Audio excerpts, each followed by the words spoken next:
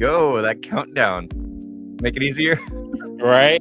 Actually, Oh, like that. yeah. It's just like, let's throw that up first and then just switch it over to go live. Right. Uh, What's up, everybody? It's your boy Maurice. EL-SCRIBBLER. Let's just start off with flight risk, I guess.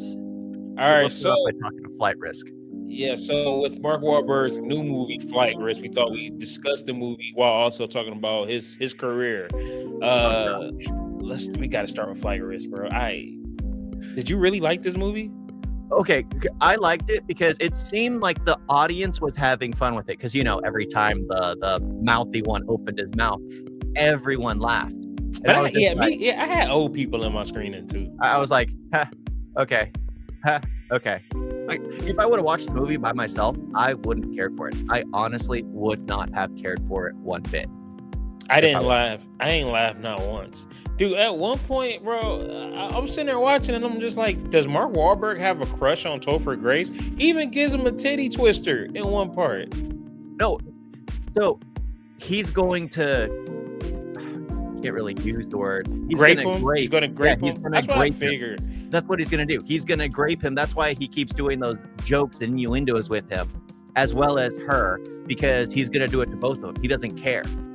He's there for fun, and that's fun for him.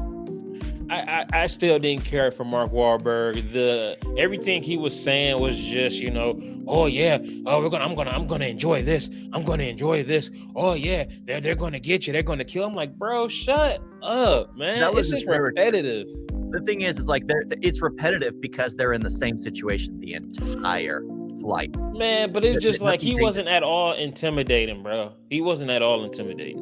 Well, He was a because- whack-ass so- villain. So the reason I did not care for it is the entire reason he has that awful hairline is for a joke. It was for a joke. For when he pulls the toupee out of the hat. I realized it was a joke because the entire audience I was in with started laughing their heads off, and people were laughing hysterically during this film. Every time the guy opened his mouth. So I'm like,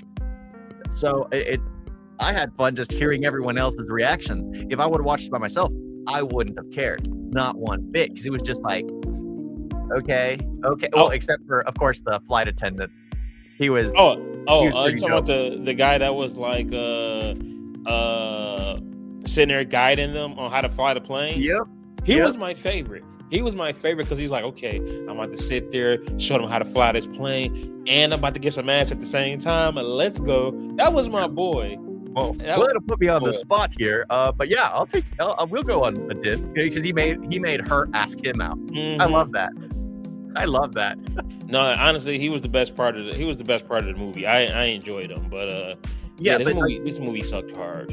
Well, the editing as well. Like the editing, I kept having issues with because there's that scene that again everyone was laughing at in the theater I was watching it. So this movie only cost $10 million to make, and I say only.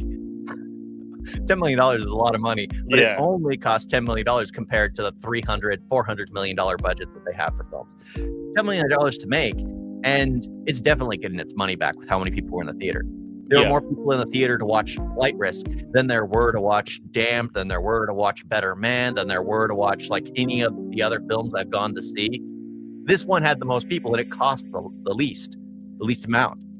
I want to see what it's at right now. Yeah, I'm sure it's going to make its money back. Oh yeah, it's probably already at its 12 million. It made 12 million. It's made its money back. There ain't nothing that really came out this weekend. That's the thing. Well, it's January. It always is.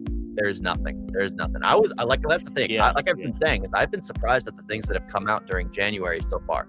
Of course, they're more like unknown things. It's funny. The thing that was really highly praised and really well beloved, the Better Man, the chimpanzee or ape, whatever. I hate it.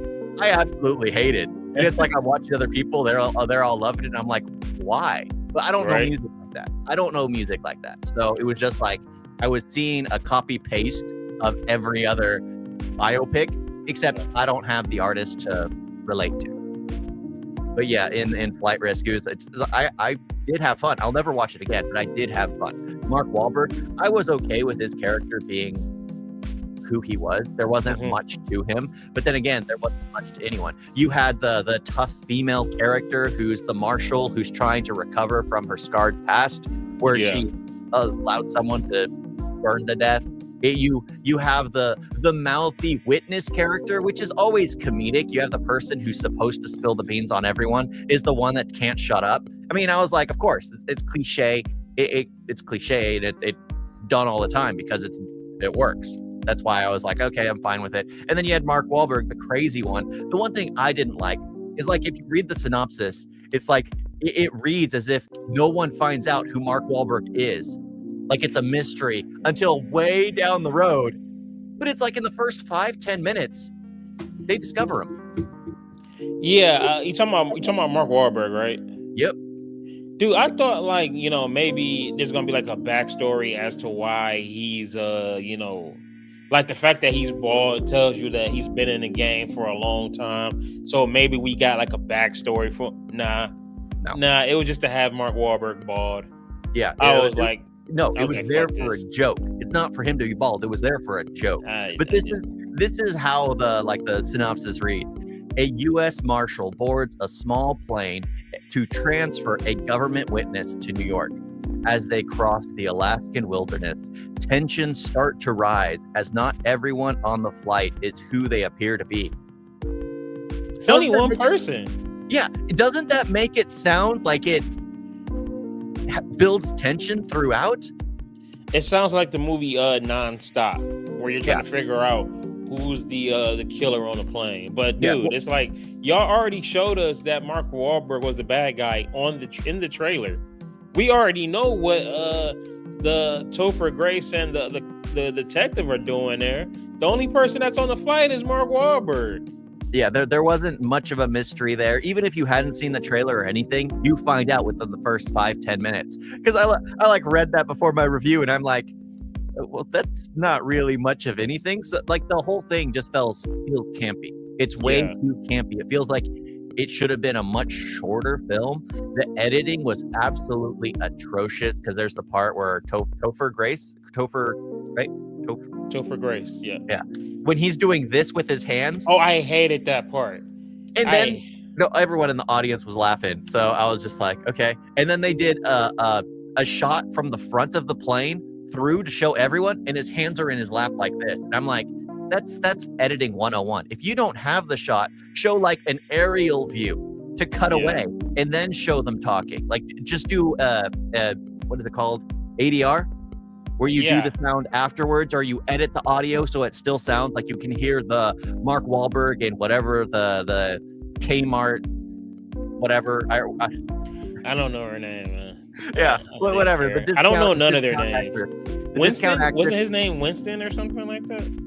Yeah, his name was Winston. There we go. Winston. And then the pilot, we never learned his name, and then whatever the marshal's name was, Michelle or whatever. I don't know, man. Their names are not important. Yeah, but honestly, I had most of the fun with just the things that were not going on in the plane. The fact that there is a leak. Someone in the marshal's office is leaking information. I didn't care for that either. They figured, well, you fell asleep during the film. Of course you wouldn't care for it. The movie was boring, bro. So I took my glasses off and I just rested my eyes for like maybe a couple minutes, bro. But I was listening to everything. The movie was boring, bro. It sucked. Yeah, but I was enjoying that because you'd always get the flight attendant or whatever talking her down and always trying to flirt, trying to take her out. And it's just like, does he have a picture of her? Because imagine she comes off the flight and she's like this obese whale. Just turns around and disappears. No, that would be hilarious. Oh, that's a comedic sketch right there. But like, when I do my review, I'm giving it a D. This was way too long. This was way too long. Yes, it was a 90-minute movie. Oh my God, it felt 2 hours. Yeah, I felt like they should have just shaved it down to at least 60 minutes at the most. An hour, 10 minutes. At that point, man, just make it a Netflix special. Yeah, because it's like it would be like an animated film at that point. I mean, people loved it that were there in the theater. but I couldn't get past the terrible editing, the fact that the pacing really slowed down as soon as you find out who Mark Wahlberg is, and doesn't pick up again till, well, it really never picks up again. It really doesn't. And his freaking hairline. That's like one of the biggest issues I have with the film was Mark Wahlberg's hairline. Oh yeah. No, that shit was horrible. Yeah, but Mark Wahlberg. Now that's an actor. That's someone who can actually do stuff. So my first movie of his, it wasn't his first movie. It's probably like his first starring role was Fear. My mom took me to go see that. That was in '95, dude. I was 4 years old watching Mark Wahlberg finger Reese Witherspoon on the motherfucking roller coaster. Damn, Ma. Yeah. Mom really took me to see some questionable movies. Oh my gosh. Like, oh my God. Like, I mean, I'm gonna take my kids and probably see some. Nah, fuck that. PG-13 at the least. PG-13. I can't do. Are you texting your girl right now? No, I'm looking at the list of movies he's in. It's just I forgot he was in Transformers. I forgot he was in Uncharted. That's how forgettable that film is. Oh, I hated the Mark Wahlberg Transformers movies. I only watched the first one. Not last night. What was it? Age of Extinction. I hated that movie. Yeah. Okay. So the first film I saw him in, guess what? Guess which one? Renaissance Man? Hold on. The Big Hit. It's a video game. It's a video game. Give me a second. Mark Wahlberg. Max Payne? Yeah. That's the first time you saw a Mark Wahlberg movie? Max Payne? Well, who I knew who he was, because I didn't know him in really anything else. Because I had seen Four Brothers, but it's kind of like four of them. But Mark Wahlberg is the first time where I actually saw who he was. Great movie. It's a great movie. Bro, I can't believe that was your first time. And then realizing that was Mark Wahlberg. When he gave us Four Brothers. He gave us... No. Sorry. Be Planet of the Apes. Okay. Planet of the Apes. That's 10 years old. I'll give you that. 10 years old. That's the first film. Hey, and I enjoyed that movie. I love that movie, bro. Dude, Mark Wahlberg, man, the ending, man, pissed me off because we ain't gonna never get that sequel. But I love that movie. Honestly, I thought the ending was sad. So I'm just like, damn, bro. He's in the world of the apes now. Yeah. Yeah. Honestly, I take that one over the new trilogy any day. What, the new Planet of the Apes trilogy? Yeah, I'm going Mark Wahlberg. Oh, okay. I mean, these are better movies, but that's Mark Wahlberg. But what's funny is I still haven't finished the new trilogy. I watched the first two, Rise and then Dawn, and never watched the War. And they're coming out with the fourth one? Or did the fourth one come out? Kingdom, I didn't watch Kingdom yet. I heard it was all right. But, dude, War? Oh, my God, bro. Woody Harrelson? Oh, my God. That movie was straight fire. That is one of the best trilogies I've ever seen. Well, that's because we never got Mark Wahlberg's trilogy. That's true. Yeah, if we had Planet of the Apes, that would be for sure. No, you definitely got to check out War of the Planet of the Apes. That shit goes hard. Yeah, I know. There's so many things that I just passed on seeing, and it's gotten too late now. It's just like there's so many things coming down the pipeline. I'm just watching those. Have you seen The Big Hit? Yeah. Oh, bro, that movie's so damn funny.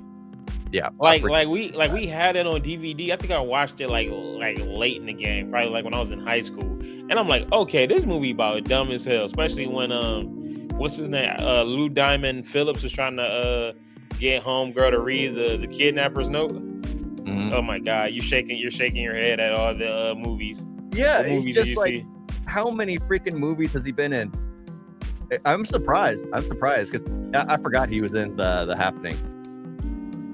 How do you forget that? I don't know. There's so many films that actors are in that I just clock out because I love The Italian Job, Patriots Day. I freaking love.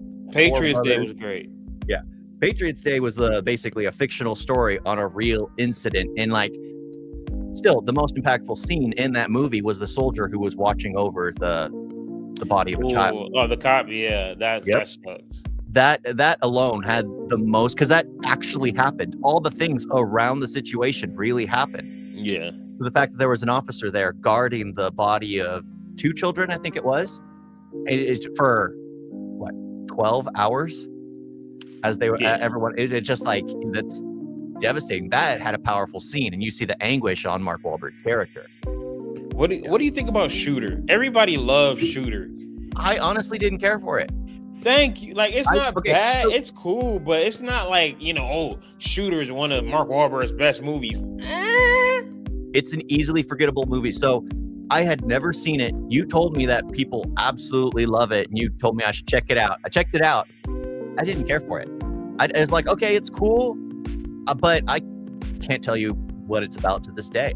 It's forgettable. I just know they planned them. They put a murder on him and all that. Like I said, it wasn't bad. It was good, but it's just not a Mark Wahlberg movie I run to. Yeah, I mean, I'm trying to think. I would say Pain and Gain, but that's just too dark.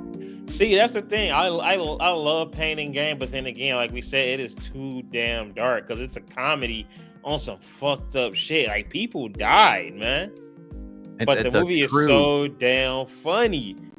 And The Rock's it's The Rock's best role. Yeah, because he's not playing The Rock for once. Okay, so we're not talking about The Rock here, but The Rock's best roles are Pain and Gain and Be Cool. That's it. That's it. Because he's not The Rock. Because there is potential for him to show range, but he doesn't. That's what I don't like. There's only one actor I'm okay with being typecast. Well, I guess 2. Robert Downey Jr. I'm okay with being typecast, but he's a real actor. And, well, you know who else I'm going to say? Ryan Reynolds. Yep. I'm okay with him. He's like everyone's younger brother, because he reminds me of my younger brother, Philip. I mean, he literally, well, till Philip got married, but he acts exactly like he used to. I figured he was gonna say Ryan Reynolds. You got me over here looking at this list of movies. I thought We Own the Night was cool, where he's the cop and Joaquin Phoenix is his brother who's in a crime or whatever. I only give it like a big thumbs up because Eva Mendes, she gets a little down. I'm sorry, bro. Eva Mendes, man, come on. The Fighter, though. The Fighter is definitely one of my favorite Mark Wahlberg movies. Man, and it's crazy because Mark Wahlberg was great in that movie, but Christian Bale deserved that Oscar.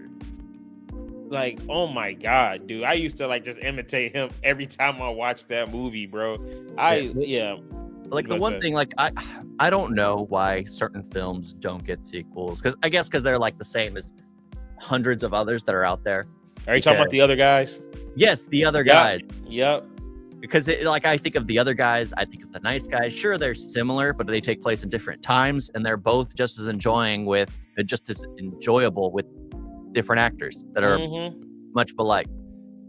And the fact that we got a Daddy's Home 2, and not The Other Guys 2, that's bull. Speaks volumes. Because anybody will tell you that Other Guys is like one of Will Ferrell's best movies. And I was watching an interview where they were asking, I almost said Daddy. They were asking Mark Wahlberg.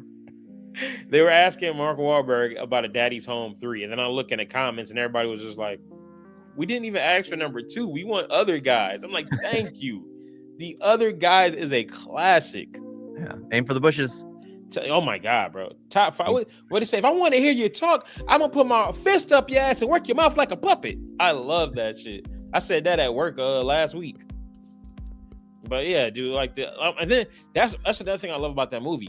Mark Wahlberg is funny. Mark Wahlberg can do comedy. And then next thing you know, they put him in all types of comedies. Yeah, he can play off the right people. Like him and Denzel were playing off each other perfectly in The Other Guys. Or Two Guns, yeah. Two Guns. I'm sure those it seems like those movies always just collide because they're they're so cliche. They're the thing, just like Nice Guys as well. But the chemistry between Denzel and Mark is what brought that movie home because the movie's cliche as hell. Oh yeah, the action is nothing special, but just the two of them. Honestly, that is the most calm I've seen Denzel in a movie. Denzel is just cool. He got the gold tooth. I'm like, bro, I love this Denzel, man. Let's get, even when his girl died, it's none of the, it's just I'm like, damn, even that's cool. And he even does his signature. I can guarantee it. Dude, I want to watch Two Guns now. I love that movie. Yeah, I mean, we should have got Two Guns too. That's another Mark Wahlberg action comedy that we should have got. Instead, we getting the Equalizer 3. Matter of fact, we getting the Equalizer 4 and 5. They confirmed that. But we're not getting the other guys too. But we're not getting Two Guns too. Yeah, that's the thing. It's like, so we always have you had to do the Denzel. It's because Mark Wahlberg, I've always enjoyed him as an actor. Sure, he has hit and miss, but he seems like one that's fun to watch. He sometimes picks the wrong roles, like freaking Uncharted. He should have been Nathan Drake, but that should have been done 10 years ago when he was. Uncharted was good. I'm sorry. Uncharted was good if it had some different name to it. Yeah, no, not even if it had a different name to it. Shit, I would have enjoyed it. I would have enjoyed it a lot better if that was not supposed to be Uncharted. Okay, so I've only played one Uncharted game, and it happens to be the one that the movie is based off of. Hold on, the first Uncharted you played was A Thief's End? Mm-hmm. Bro, hold on. One, you started off strong. Great game, probably the best, if not number 2 is, but you got it started from number 1. Every last game is great. I gave you my PS4. But it doesn't have the games on it. You should have been able to, well, it costs $10. The Nathan Drake collection is $10. No, I didn't see that. And I don't want to turn on a jet. So that's the thing. I have Den of Thieves on my PC. That's how I played it. And you got that one with isn't it just Thief's End and Lost Legacy? Yep. Did you beat Lost Legacy? Yep. Okay, how was it? Because honestly, bro, that shit was kind of boring. It's the same thing. It's just you put a woman in Nathan Drake's role. The reason I cut it off was because there was a spot where you gotta fucking like drive here, drive there, drive there. Once they got to that open world bit, I got tired of it.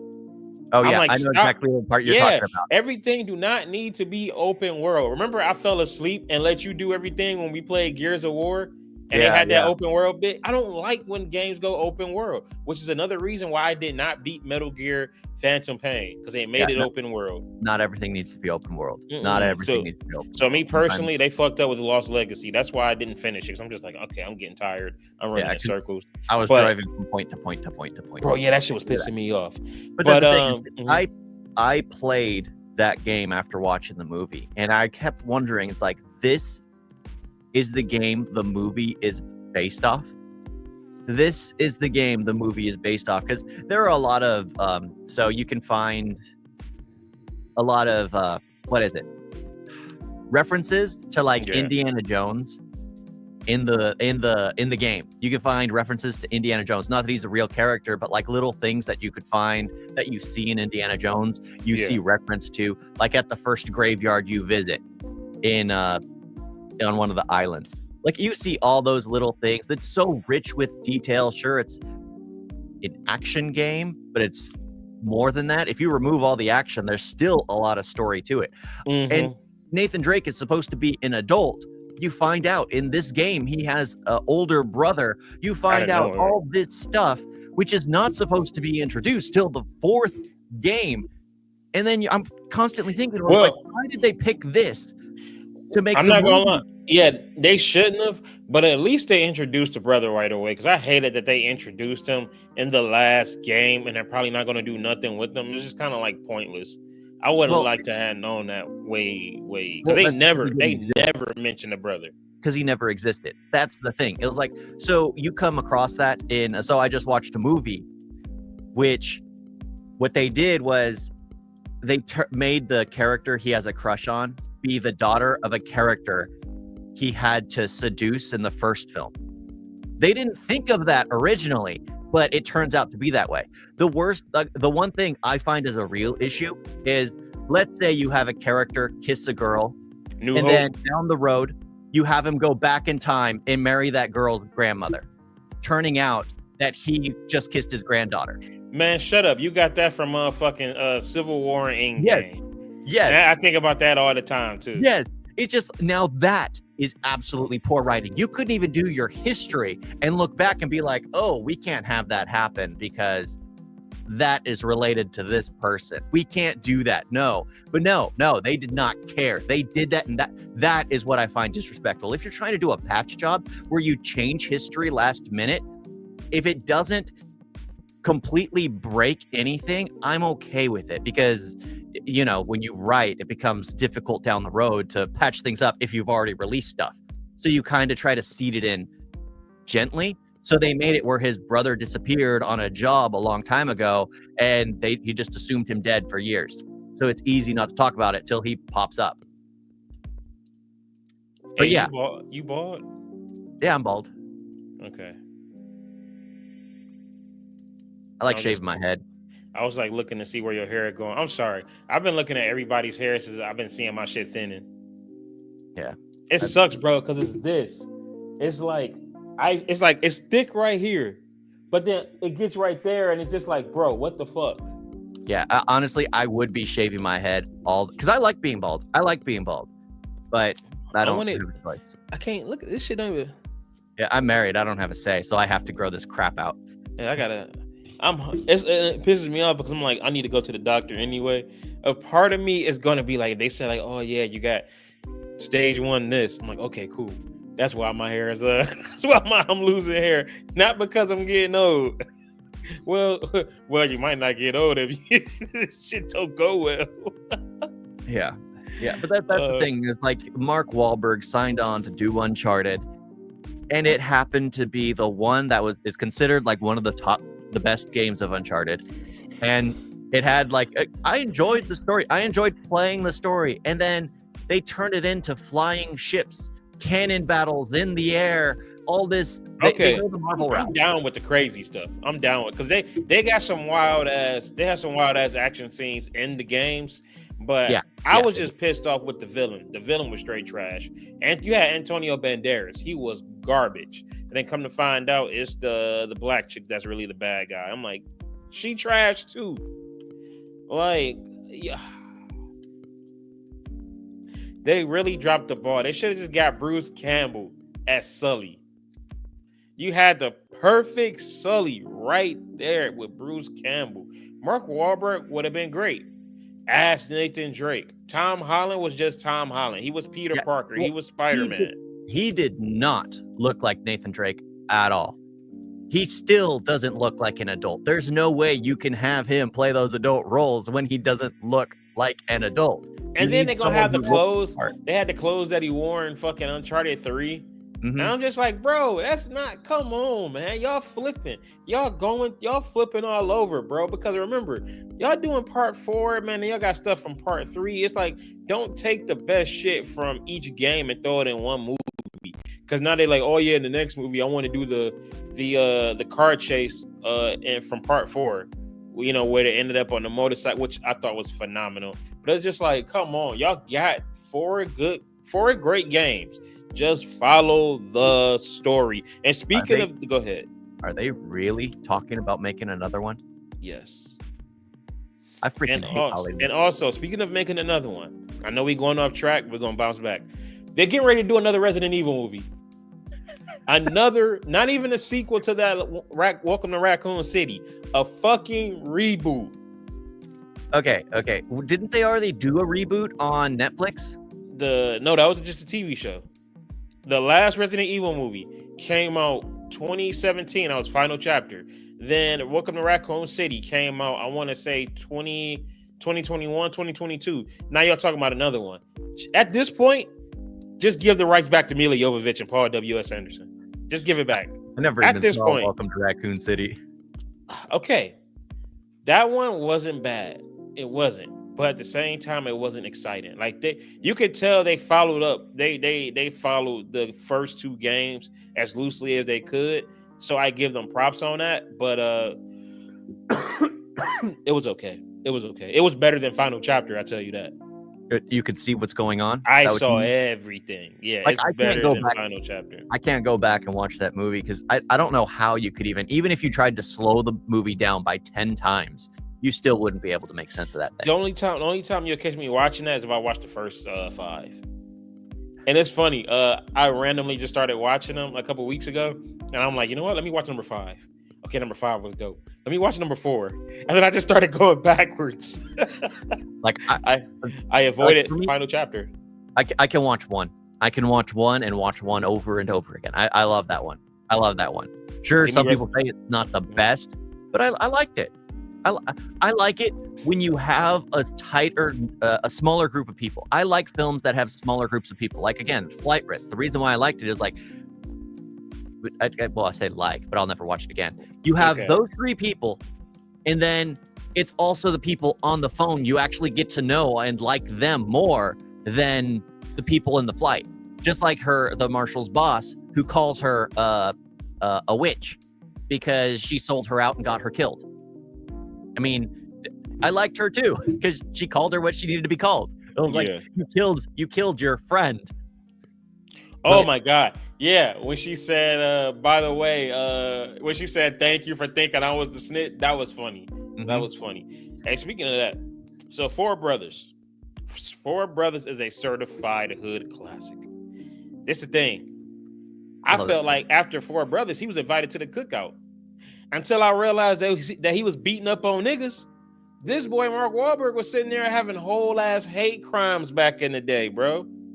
Like I think they beat up a Vietnamese dude till like he was damn near blind.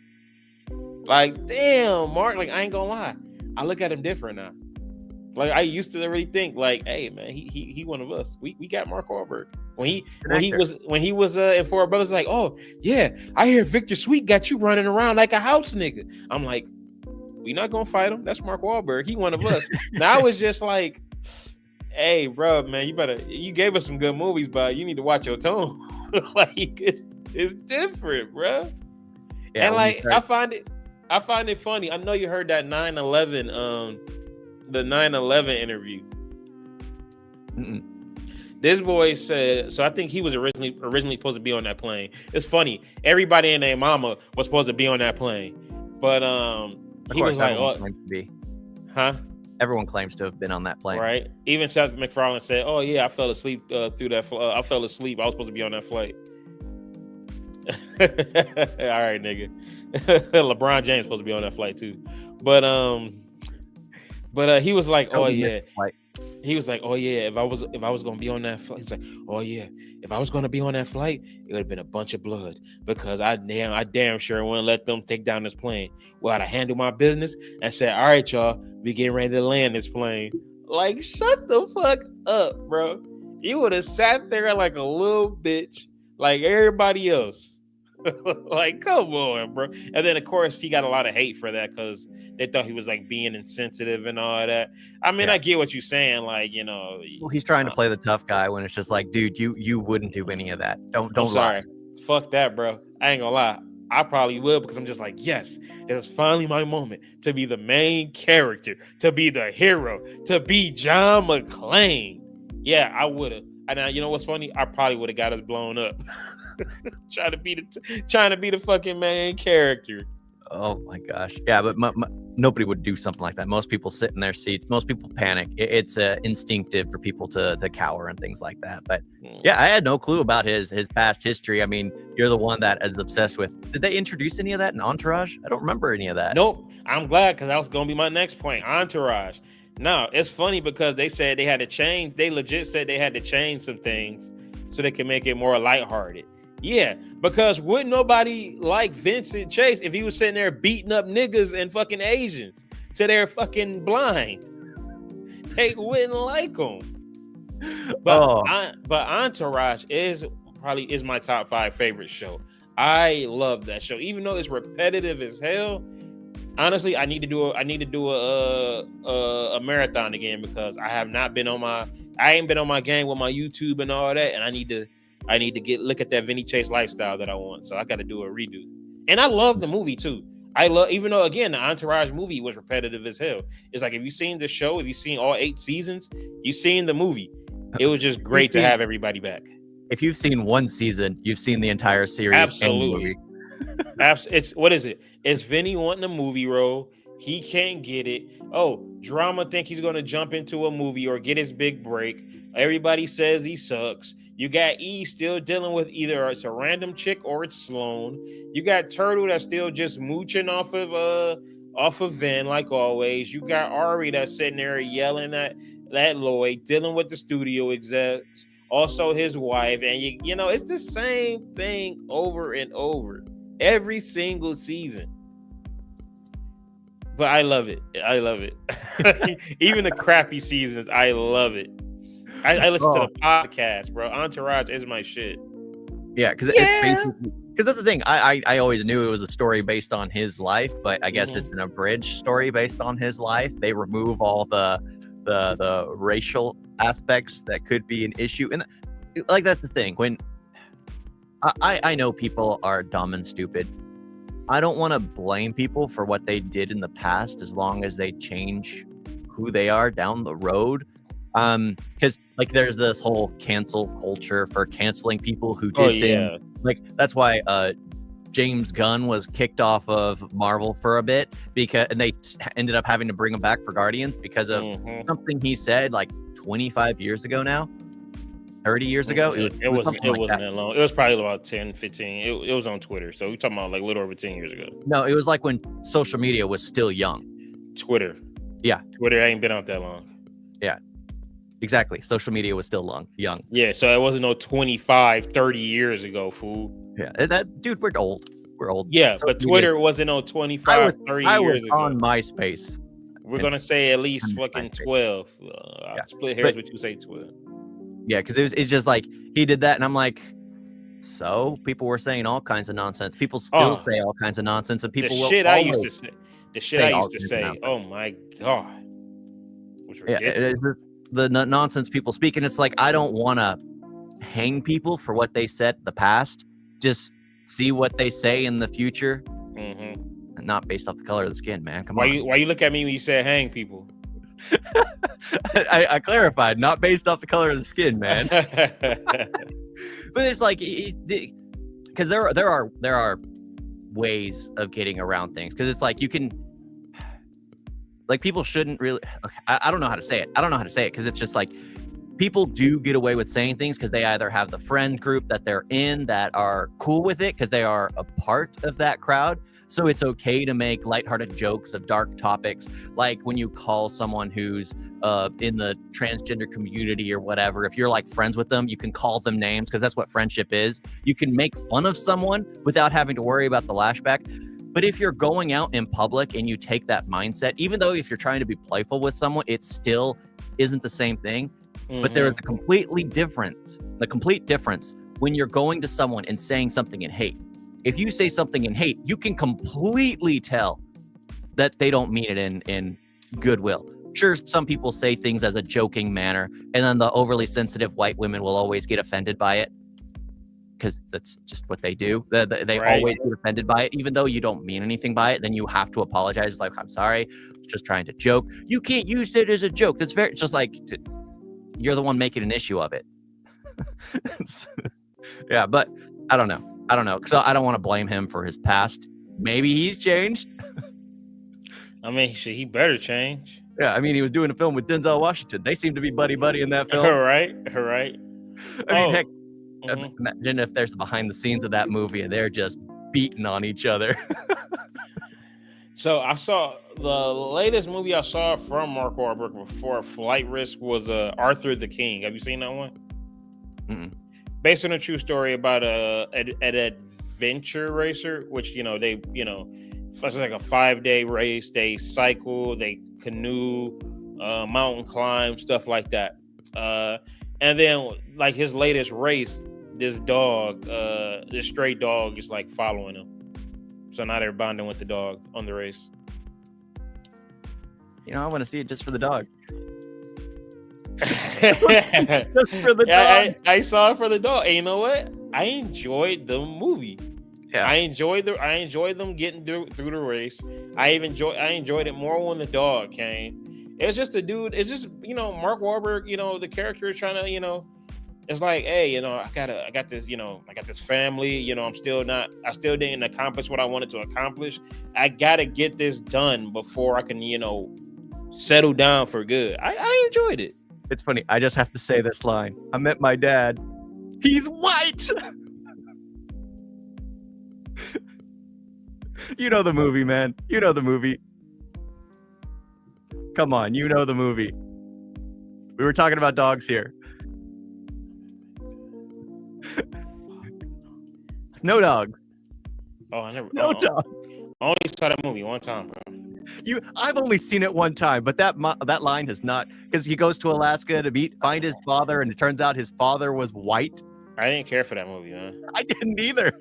Bro, I saw that movie one time, and I don't know nothing of it except Cuba Gooding Jr. That's all I know from that movie. Radio. You never go full, retard. He went full. What you think about Mile 22? I don't recall it. Man, it sucks because they had the dude from the raid, the main guy, and they basically had to transport him somewhere. Man, how y'all gonna have a dude that can actually do all this fighting and just cut it, just edit to shreds like he's Liam Neeson? It's like the dude know what he's doing. He can actually do this stuff, and y'all just kind of like ruin it. So that's one thing that goes into basically the cinematographer. So there are specific cinematographers that do know how to capture action. If you have someone that doesn't really know how, their first instinct is like getting multiple different shots and trying to paste it, leave the editor to fix it later. Because you have to know how to capture it. You have to know how to move with the person, because in real combat, the character moves and you can't really choreograph it that well because their lunge might be different. They might be holding back a bit more because they don't want to hurt the person that they're supposed to be hitting. There's so many things that go into it. You have to know about martial arts yourself. You can't just be a random cinematographer being like, oh, I can capture this. They're just going to be fighting in one spot. It's not the same thing. The way people move, the way you have to know how the bodies move. You have to know that. So that's primarily the fault on the cinematographer there for not knowing, anything about that. Because I know we see that a lot. You see that a lot because in a Liam Neeson in the Taken film, when there's like 22 cuts when he's jumping a fence. Yeah. He could have done that. They could have done that in 3 cuts. But it's just like, it seems like they didn't know how to work with someone who's elderly, how to assist them through things. They could have done a close-up where someone's assisting them with their feet, pushing his feet up to help him get otherwise, as you have a close-up on his face. It's just, there's so many different ways to do it. And sometimes it's just, let's just take a shot here, let's take a shot here, let's take a shot here, let's take a shot here, let's take a shot here, let's take a shot here. And then you end up with a final, whatever the last Resident Evil film was called. Final Chapter, which was a horribly edited movie. But yeah, I would blame that on the cinematographer, not so much the entire film. Gotcha. But yeah. You seen Instant Family? Mm-hmm. Man, I love that movie. That movie was a surprise, especially when they go up to the school to basically jump the boy that sent her a dick pic.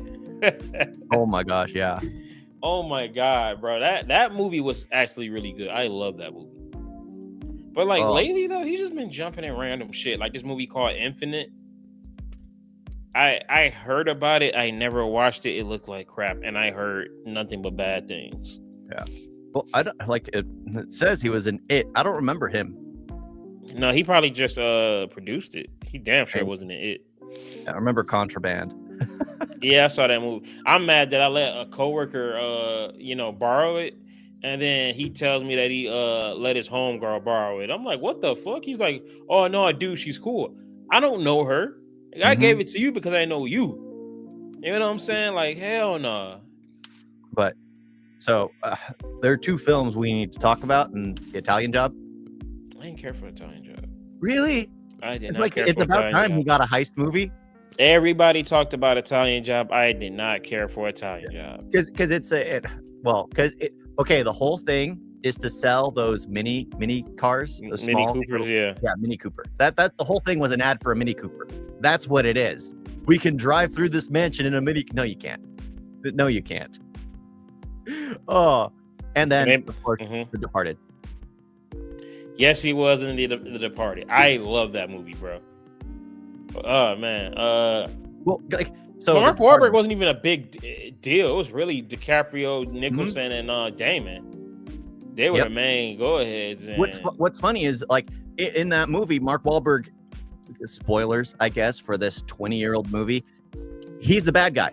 Mark Wahlberg is the bad guy. He's the FBI agent that leaks everything. What? Yeah. He's the FBI agent that is on the take with Costello? Nicholson. No. Mm-hmm. Where you see how you get that? Leo is the one who's undercover trying to investigate everything. Trying to find out who is the one that he's giving the money to. You mean Matt Damon? Oh yeah, Matt Damon. Mark Wahlberg's the other one. Sorry. Damn, bro. I'm like, did I miss something here? Oh my god! You changed the whole movie up for a second. I'm like, nah. I'm trying. I haven't seen that movie in ages. But yeah, you're right. I'm like, oh, that's this character. No, it's the other one. Yeah. Oh. No, you really like changed. I'm like, I gotta watch that. I gotta go home. I'm already home, but yeah, I gotta watch that movie now. Yeah, but that's the thing is, it's like he's always had these roles. I guess that's why Entourage is the way it is, where he's kind of in these big films, but he's shunted off to the side as just a supporting role. And there's nothing wrong with that. You still get paid, you still get recognition, and then you get in all these B films like Shooter that everyone seems to like. Yeah, I did love Ted 1 and 2 though. Actually, like Ted 2. You never seen the Ted movies? No. I don't care for Family Guy comedy. And the whole thing's Family Guy comedy. I'll watch a clip here and there. They do so many cutaways. Yeah, I'll watch a clip of Family Guy here and there, but I can't sit and watch a whole episode. It's just a lot of random stuff being thrown at you. Like South Park does the best analogy of it. It was like everything is a story in a story in a story. They do a cutaway to do another story to show why they said that joke in the first place. And it's just they're not lying. They are not lying. But those cutaways be funny as shit. Yeah. So occasionally my wife will send me a image of like just a single line of the cutaway. I was like, oh, okay, that's funny. I'm not going to watch the whole episode to get like a 30-second chuckle. Right. But yeah, it's like slapstick comedy, the entire thing. And it's just thrown together to try to be a story. You talking about Ted? Nah, Family Guy. And Ted's basically somewhat the same. They have a story. Him trying to, get his equal rights, his civil rights. Trying to become labeled as a human. So he can have a kid and a marriage. Bicentennial Man. It's the same story.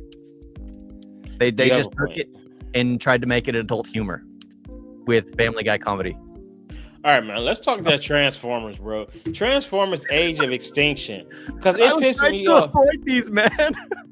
It pissed me off because originally Jason Statham was supposed to have the Mark Wahlberg role, and I would have been fine with that. Honestly, I would have been liking it. I know I would. I'm like, it's Jason Statham, but it's just the fact that, man, it shit just sucked, bro. One, the movie is 3 hours. And it's so much stuff blowing up and everything that you think that'd be exciting. Bro, I was falling asleep in the theater. The best person of the movie was Stanley Tucci. I didn't think, what's the name? TJ Miller was funny. Matter of fact, TJ Miller is not funny. And then it's weird that Mark Wahlberg's daughter in the movie, her boyfriend, 'cause I think she's 17 and he's 22 or whatever, has like but there's a Romeo and Juliet law or some shit like that. I don't know exactly what his age is, but it's to the point where he's like an adult, not by that much, and she's still a kid, not by that much. So probably she's 17 and he's probably like 19 or 20 or some shit. But he has like the Romeo and Juliet law either in his pocket or on his phone. And it's like, you creepy. You know the situation is creepy. If you got to pull out the proof that it's okay, that is creepy. That's like Leo pulling out the birth certificate of his new girlfriend. Right? It's like, see, she's just 18. She's legal. She turned 18 2 hours ago. Yeah. They get to 25, goes for another 18-year-old. It's just, that's just creepy. That's just creepy. He can afford it, but that's just creepy. Right. But what I don't get is how they made 2 of those movies. Bro, I didn't even see the second one. What was it called? The Last Night? Yeah, no, The Last Night. I watched the first 10 minutes of it, and it was horrible because the aspect ratio kept changing from like regular to IMAX. It was like, whoom. I'm like, bro, A lot of we're movies just do that. talking. But Even, no, even bro, the Batman movies do that. it was so noticeable, and it was nonstop. I'm like, I cut it off. Movies do that. And then also, it was just another movie to where, like, we just had Dom Toretto become the bad guy in Fast 8. Now the same year, you got Optimus Prime doing the same thing, and I know he's gonna turn good again. And then isn't Mark Wahlberg actually fighting, like legit fighting a fucking Autobot, like, or Optimus Prime? Is like, bro, you actually got this dude fighting. Get out of here. Like, get out of here. Even Sam Witwicky wasn't fighting one. Yeah, like he was just running around everywhere. Bumblebee! The first one, I enjoy the first one. You eat the whole plate. The whole plate. Okay, so we're talking exactly about the first one. Okay. Yeah, it's like that one I enjoyed. You get a feel of like the colors of the Autobots of transforming cars. You get all that nostalgia bait. And then they go to the black beat up cars. And then they go to like being beneath the scrotum of the giant. And then you get to like in 2, and it starts going down this ridiculous route. And for some reason, they kept making a ton of money. Mm-hmm. I don't know. I can't get past that. I have trouble even sitting through Fast and the Furious. I just can't. And to sit through Transformers, I like the first one because it's just comedic, it's balanced. I was like, okay. Hold on. What did he say? That's 3 claws. That's Wolverine. Yeah. You notice how we're just quoting all of Anthony Anderson's lines? Yes, because he was like the best, and then he's not there anymore. Like, hey, mammy, that's my mammy over there. What do you say? I'll have a rock, I'll bust your head, bitch. Yeah, Bernie Mac was great too. Raiding his house and everything. Like, dude, it's like the first 3 Shia LaBeouf Transformers movies were straight up comedy, and Shia LaBeouf was funny. Like, what do you say? So we say, I'll put my foot up your ass. What size is your shoe? Oh, did you check to see if you got a tighter? What do you say? You got a tighter shirt? We already checked. There isn't one. Like, bro, the movies are just so stupid, but they are funny as hell. So that's what worked. And then you get to the next ones that come later. It seemed like they were trying to do a reboot with Bumblebee. And I'm not gonna lie, I did enjoy that standalone film. The John Cena one? Yeah, the Bumblebee. That was real good. Hell yeah. I liked that, but it went nowhere. Why? Because it didn't have the same amount of, I guess the people who went into it, who loved the Transformers, didn't see what they were expecting. But the what I liked about it was a coming of age story, and then you ain't got to worry about which Autobot is which Decepticon. You got 2 Decepticons, and I think you got 1 or 2 Autobots. Boom. The only time you see a bunch of them is at the beginning of the movie. So I like it, but they got to stop taking away Bumblebee's voice. Like, we get it, but like, come on, man, because y'all even doing it in prequels. Because it's all about the it's a gag. It's a running gag that people enjoy. But it's like just keep it. Use? It's like, don't have it fixed at the end of the first movie and then take it away 2 and 3. And then guess what? We have it in the prequel. Nope, we taking it away. It's just like, stop, bro. Stop. Just stick with it or don't. Yeah. But it's just like, I don't know what Mark Wahlberg, I mean, I guess maybe he wanted to buy a house. Maybe. But he got Wahlburgers, man. He got Wahlburgers. He should be able to buy a house. So in my mind, like the epitome of perfect reason to buy a house is you make an amazing movie and you buy a house. Hitman. I love Hitman. Hitman's an amazing movie. But you go to Transformers to get money to buy a house. It's just like you're selling your soul at that point. Timothy Olyphant at least did an amazing job in Hitman. I could rewatch that movie so many times. I love Hitman. That's a great movie. That's a great movie. There are some cheesy and, of course, ridiculous parts in it, but it doesn't change the fact that it's a good movie. And here, Mark Wahlberg is doing Transformers, The Last Night, Age of Ultron, or whatever. Age of Extinction. Yeah, it's just, it's like, what the heck? What the heck? And I think they're making another Transformers movie, which is supposed to be about the planet they're from. I don't know. I went to go see. I took a date to go see that last one. Really? I blocked her ass, bro. I told her that that Marcus Cancer was acting up, bro, and I dipped on her. I'm sorry, bro. I had to use it for good, man. Like, come on. Get an excuse, bro. Like, man, when I opened the door, bro, and oh my god, bro. It was just bad. It was just bad. What was it? A fake picture that you saw? Well, no, the picture looked decent, and then when I saw her, it just got worse. And then it's just like the teeth was bad, bro. What she was wearing was just what the fuck. The smell. Oh god. And I'm just like, I just used my 2 free movie passes for this. I need to focus on me. That's another reason why I don't take dates to the movies no more. I don't do that shit because as a person that's passionate about movies, like I love movies. I don't want nobody to fuck that up.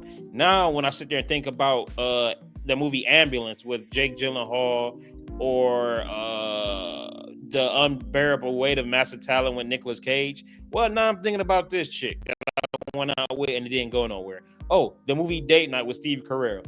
Well, okay, that was my very first date, so that was my first kiss. But I broke up, I ended that shit the next day. I don't want to taint a movie.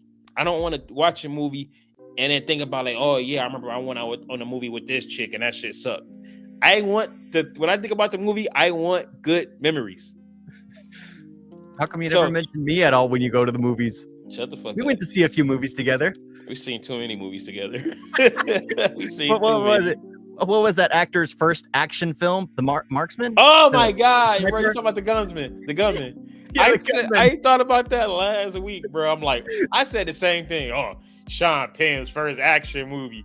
That movie, and I still remember when the guy in the movie, the dude got killed by the bull with the horn, and then the guy in the audience, ha ha! I'm just like, you enjoyed this movie? You like this? That movie sucks. Yeah. Well, sometimes it's the audience that make you enjoy things far more. Just like for me with Flight Risk. I mean, it was the audience laughing their heads off, and they were all young idiots, but they were all laughing their heads off, and I was like, oh, okay, that's funny. But sometimes, like, especially for me, not really understanding the humor of the day, I need people to kind of give me that cue. So when I went to go watch Better Man, there was this older pairing of guys that were down, like sitting below me. They were about 60s, 70s. They were laughing at the raunchy humor, and I didn't notice it was raunchy until these elderly folks started laughing. I'm just like, oh, okay. But those jokes continued on throughout the entire thing, and it's just like it was a one and done. So don't keep it going. Don't keep those gags going. They don't last. You should check out that movie One of Them Days. With a black audience. With a black audience, though. Oh, yeah. I saw that. I was wanting to go check it out. It was either that or Better Man, and I went to go watch. Oh, you should have saw One of Them Days. Yeah, I should have. Oh man, I love that. I actually love that movie. Like, I was surprised.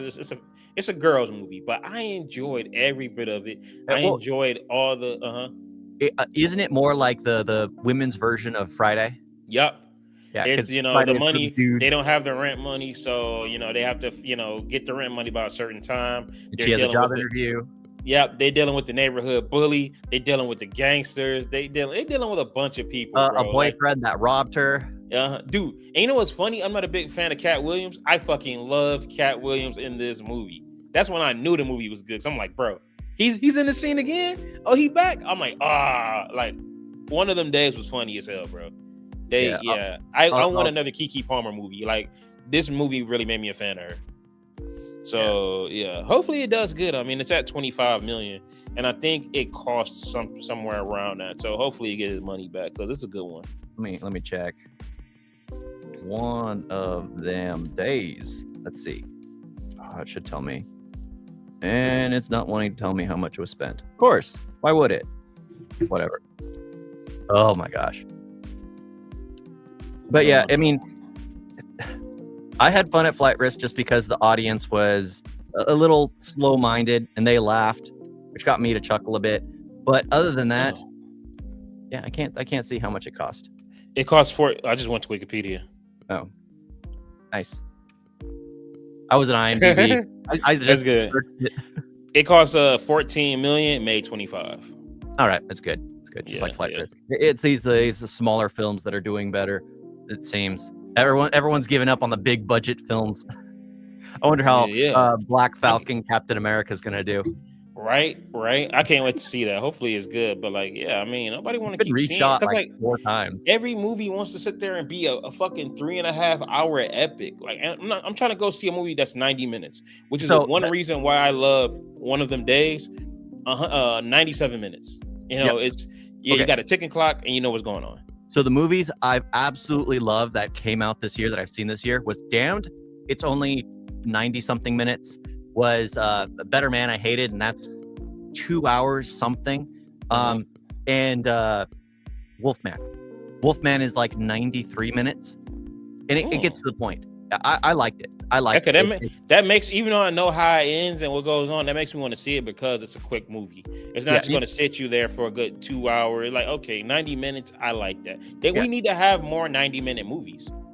Like, I shouldn't have to fucking I shouldn't have to be like, okay, the movie starts at 3. I'll probably be out around 7. But like, bro, like it'd be nice it felt nice going into a movie at 4:30 and getting out at like 6. I'm like, oh shit, it's still like out of the movies and it's like, oh, I have time to stop at the store, get myself a snack, head home. When it's like a 2-3 hour long movie, you go to the film and it's like, I have to skip dinner. Yeah, and then it's like, fuck. It's like, I have to go to bed. I have work. I went to the bathroom at the beginning. I still, you know what I'm saying? We're at the 2 hour mark and I still, we're still halfway through. I got to go to the bathroom. Like, bro, Oppenheimer? Oh my God, bro. I had to piss during Oppenheimer, man.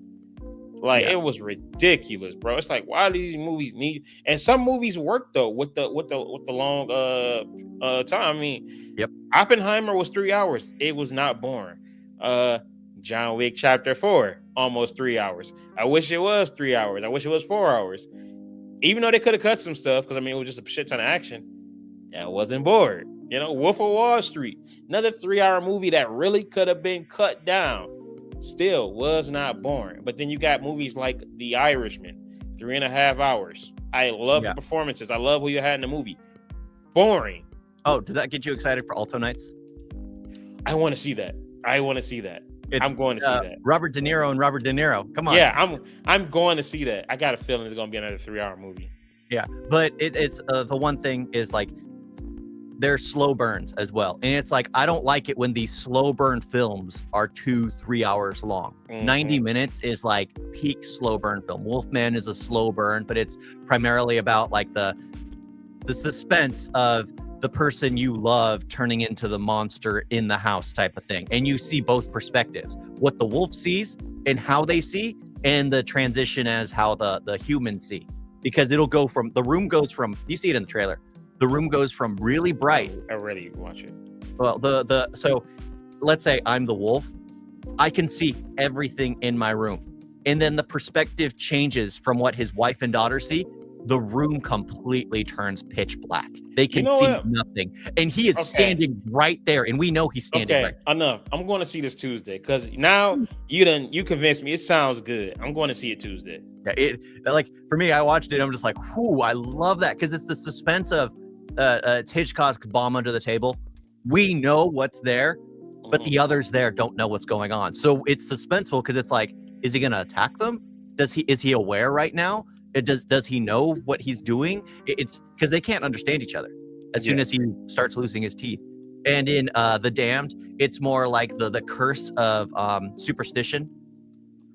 It's because the lady who's overly superstitious tells them what's happening, tells them that, oh, if you do, you can't sleep because if you sleep, you'll have it'll fester in your mind. And it just leads to like them doing stupid choices. And it's like in 1890. and they're all doing stupid things. Why? Because they weren't sleeping. They're all hallucinating. They're all envisioning things that aren't there. At the very end, it's like this twist, and it was like, ooh. Yeah, I was looking at Time for Wolf, man. I'm about to go check it at the theater by my crib, but yeah, I think I want to watch that now. It sounds good. Yeah, you might want to check out and be like, maybe. Is it better? Is it better than Benicio del Toro though? I liked it better than Benicio del Toro because because in the Benicio del Toro, the whole thing is more of a jump scare type thing. You know the wolf is out there. You don't get the wolf's perspective. In this one, you see the wolf's perspective, and then when it transitions, because it's all done in one shot, the camera moves from one point of view to the other, and you know he's standing right there, but the scene is so dark. Stop. I know the ending. I want to experience it for myself. Hey, is it better than Van Helsing though? No. Yeah. No, I can't go that far. I mean, it's more suspenseful than Van Helsing. Yeah, it's got more tension than Van Helsing, but Hugh Jackman, man. Exactly. Hugh Jackman. I mean, you can't go wrong. You also have my ring. Yeah, you could have him singing in that role, and you couldn't go wrong. That's one of my favorites. I used to watch that movie, and then if you put the DVD into your Xbox, you get to play a level of the Van Helsing game. I used to play that game nonstop, bruh. Oh man, that brings back the memories. Good old 2004. Yeah, back when I'm watching Van Helsing one of these days. Like that. Oh, all right. We didn't steer it away from Mark Wahlberg. I think it's time to wrap up. Yeah. But we talked about some very good things at the end.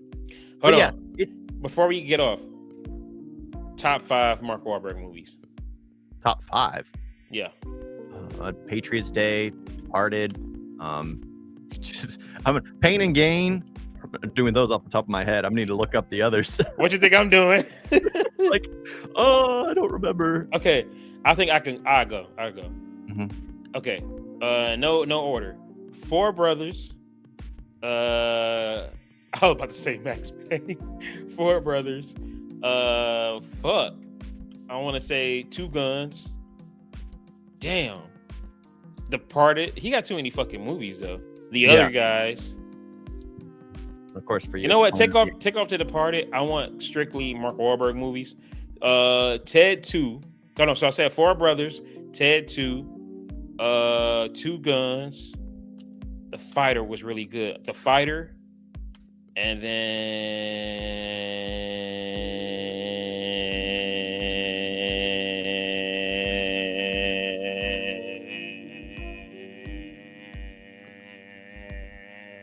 okay. All right, I'll go. That's a tough one. That's a tough one. You think of your last one. I'll go. Okay, so of course mine are 4 Brothers, Patriots Day, 2 Guns, Pain and Gain, and you know what? Let's remove Departed, Max Payne. Max Payne. Can I throw Max Payne in there too? Yeah. I kept looking at Max Payne. I'm just like, I love that movie. As terrible as it is, it's a guilty pleasure of mine. It's a guilty pleasure. And there are moments in that movie. Like my favorite. Okay, we're gonna end this talk of Max Payne. We're gonna end this talk of Max Payne. It's one of my guilty pleasures. Let me say something first. Go ahead. If you are interested in watching Flight Risk, watch a better Con Air movie called Con Air. Yeah, that's you just don't waste the time and go watch Con Air. True. It's funnier. It's got better action. It's got better dialogue. Put the bunny back in the box. And it's your barbecue, Cyrus, and it smells good. Yeah. And of course, I'm still waiting for the crap. What's the character's name? I thought of it earlier. The actor who gets away at the end. Garland Green. Garland Green. Yeah. Yes. Does a shooter feel lucky? Well, does he? Yes. Yes, he does. Perfect ending. Because that is a straight up killer. He's not a good guy. He's a psycho killer. But we're so happy that he escaped. Yeah. He made friends with the little girl and left. As everyone else doing a shootout. But Max Payne, Max Payne is a bad movie from the acting, from the action, from everything. But I do not know why I like it. One, I love the visuals of when he like takes the Valkyrie, the drink, and he just Yeah, it's like a the fucking angels, Gatorade the commercial, demons, bro. the whole it's basically Dread and Raid and everything. Like The dog, like I drugs and love. You got Ludacris as a detective? Like, really? Y'all got this is the thing. Y'all got Ludacris. Y'all randomly got Nelly Furtado. You know what I'm saying? Y'all didn't get us Jeff Bridges. Y'all got Bo Bridges. Like, come on, bro. Like, oh my God. Mila Kunis as Mona Sachs as an assassin was a trash casting decision. I was like, really? Like Mark Wahlberg as Max Payne, I thought was a good decision. It was his acting because it was just there's a lot of bodies down here in this river. Well, okay, so that's the thing I gotta say didn't mind, because if you've played the game, that's how he sounds. The problem was it was done in a way where he was kind of stating it instead of having it narrated, which I think it should have been narrated instead of him looking around at the dead bodies. It should have been like he should have had some acting on his face as his narration was deadpan.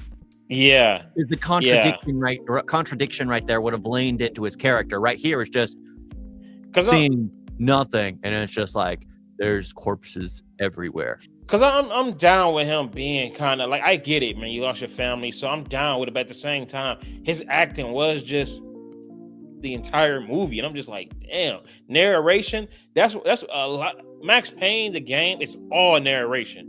So they really should have been on their shit with the narration here. They wasn't at all, man. You had a couple scenes with narration. And yeah, like that's the thing.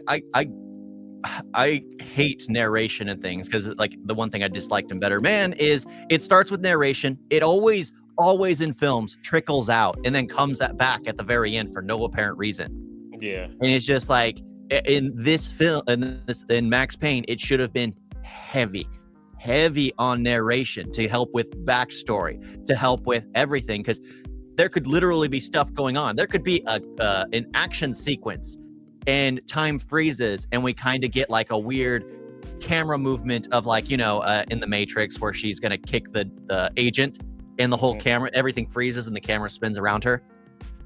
We could get scenes like that as he's narrating his thoughts, how he's registering in the room, because that'd be dope. Time freezes when he's in a fight. You can freeze time in a fight, and that could literally be the narration processing. It's just like, this man's reaching for his firearm. He's not armed yet. He'll be the one I target next. Something like that would have been so amazing. But cool. You know what? They should have got the Sin City. That's the movie I'm thinking about with perfect narration, just like that. It should have been, Max Payne should have been like that with the narration. Just sitting there, you know what I'm saying? Oh, yeah, she smells like, when my mom used to get up for morning on a Saturday evening to cook us breakfast. And just some random shit. But they didn't have that at all, bro. And also the bullet time was trash. Yeah. The bullet time was just him okay. But that's what I mean. Well, it's like if they did the bullet time the way I said, like freezing everything and having them narrate over everything, just like a quick mind processing everything would have been so much better. Yeah. So much better. The coolest part of the movie was the end credits. I did like how the end credits. I like how they did the end credits. Dude, I just love that movie. I love that movie. I like the bullet time for the end, and then how he's just kneeling down in the sun. Now I want to pop up. And like I said, it got some nice looking shots, but overall, that movie is straight trash. I couldn't really recommend it, but it is a guilty pleasure of mine. Like I said, I watched it not too long ago, and I was just like, I love this movie. Never recommend that film to anyone, but I feel no shame in saying I enjoy it. I feel no shame in saying I enjoy it. Why? Because I'm smart enough to know a terrible movie is a terrible movie, and I'm willing to admit it. The one problem I have is when you have discussions with people and they defend terrible movies without willing to accept the fact that, hey, it's okay to like a bad movie. It's okay to like some people don't believe it's okay to like a bad movie. It has to be great. No, it's okay to like a bad movie. I don't care for the Mean Girls. I don't. Never have. I never have. You talking about the Lindsay Lohan Mean Girls? Yep. Nigga, I never have. But hell no, I did not leave the South Side for this. How do you not? She doesn't even go here. Like, come on, bro. That movie is a classic. It's an amazingly quotable movie. Wednesdays We Wear Pink. It's an amazingly quotable movie. It's not my fault that I have a heavy flow and a wide set vagina. Like, come on. But yeah, I've never been a fan of it. It is just not my sort of thing. But that's the thing. I know it's a highly acclaimed. Everyone loves it. But I don't care if it's a good movie. I just didn't care for it personally. That's like me with The Godfather. Yeah, like, yeah. It insists upon itself. Yeah, it's a one-time watch. Mm-hmm. It's a one-time watch, not like crap. Goodfellas. Yeah, Goodfellas. Goodfellas you can watch over and over and over. Yeah, man. I can go to sleep to that movie. But Godfather's a one-time watch and one and done. That's it. Yeah, I agree. All right, it's 9 o'clock. I gotta go to sleep soon, man. I gotta get to work. But aren't you gonna game, man? Aren't you gonna game? Fuck no, man. I'm about to hit him up and tell him. What if he's watching right now? Like, oh, he's not gonna want to get on. Get a comment that says "F you, man." I want to play. Oh, man. He's gonna be off work till Tuesday, so I can play Call of Duty tomorrow. I've been working nights every single day of the week. And then I got my orientation Thursday, so I can start working soon. All right. Yeah, Max All Payne. right. I'll never recommend it, but I love that movie. All right. But oh shit, excuse me, I'm sorry. So yes, thank y'all for watching Mark Wahlberg. In the comment section, throw down your favorite Mark Wahlberg movie. And if you've seen that movie Flight Risk, let us know what you think about it. I mean, the audience made it fun for me. But yeah, Mark Wahlberg. I had no clue he had a racial tendencies in the back in his past. Hopefully that's changed. I hope so. Man, but if you want to know more about him, watch Entourage. Watch Entourage. Kind of. And and you can follow me here at Big Daddy. Oh, wrong name. Formerly known as Big Daddy Mo, but now it's your boy Maurice. Oh shit. Yeah, I'm just EL-SCRIBBLER. Let's just keep it at that. Oh, you've been using the new intro and outro? Yes, I have. Nice. I have. Now with the outro, I do I cut it a little bit so it can just go straight to it instead of having the black screen for a split second. Oh, you could remove the black screen. Huh. I just kind of like edit it. I just edit that out. Yeah, because the black screen, you just remove black background or remove fill, and it does an automatic transition into it. It's been a while. But yeah, thank y'all for watching, and as always, I will see y'all next time. Peace. Toodles. Oh, I'm hungry. I'm sleepy. I'm tired. I still got to smoke.